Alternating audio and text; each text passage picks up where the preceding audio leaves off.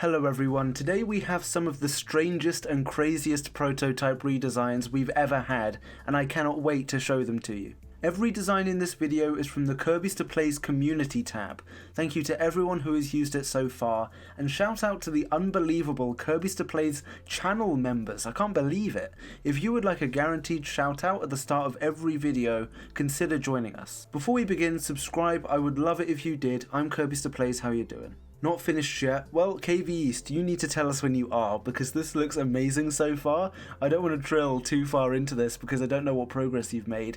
But yes, when it's finished, let us know and I will take a full look over this. My little brother made this prototype with Lego about a month ago. Wow, you know, there are two directions people take when they make prototype designs out of Lego. They either have wildly different original ideas, which are fantastic. This one, on the other hand, looks quite similar to the actual design that we got, which is fantastic. I don't think I've seen a design that looks so similar to the official design made out of Lego before. And I love when people like draw the faces on, because that's exactly the kind of thing that I do when I'm making things out of Lego. So this is really fantastic. And it does just look very impressive. And I can see, especially at the front here with this pink piece, there's some real imagination here. This looks great. You know, they could sell something like this officially, like a prototype model that is this size out of this number of pieces.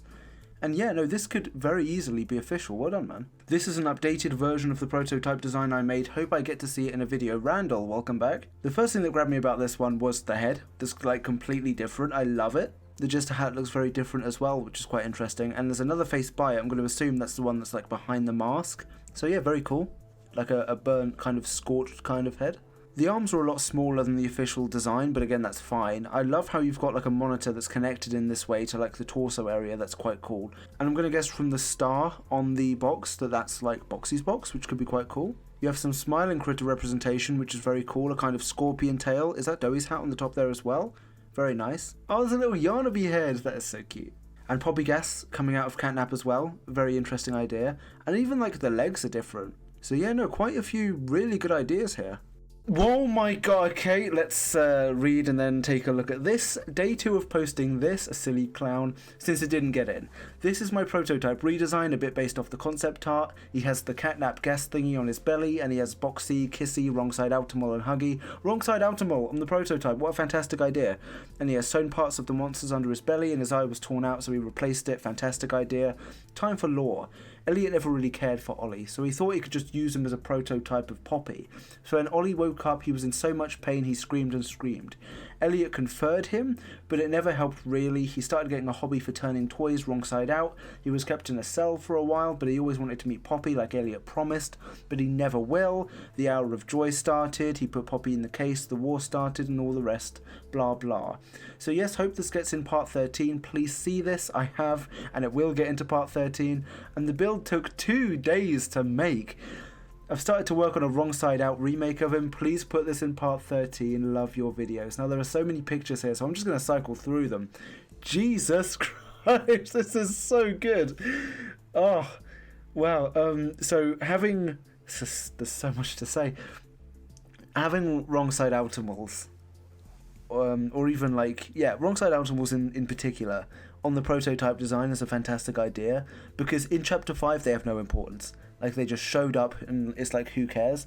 So having them linked to the prototype in like some way, any way, is a fantastic idea. Just the way this is shot as well is really good.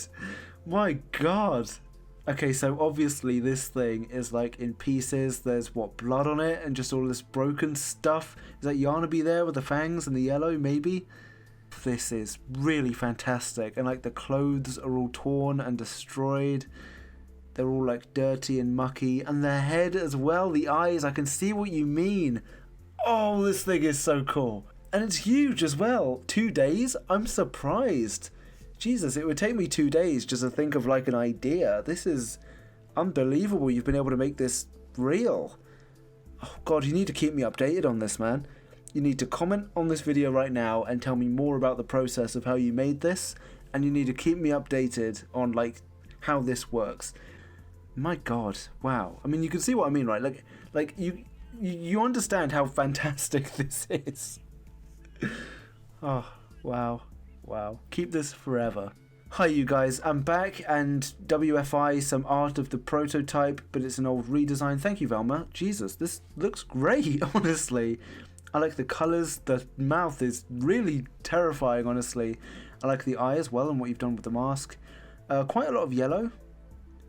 That's cool. Let me know what's going on here. It's like, I know it's a crane, but like this thing in the middle, it's doing a lot of stuff to the toys. I'd be more interested in like learning more about this. I like the, I'm going to assume that's catnap there, just from the ears. The catnap head there is very, very cool.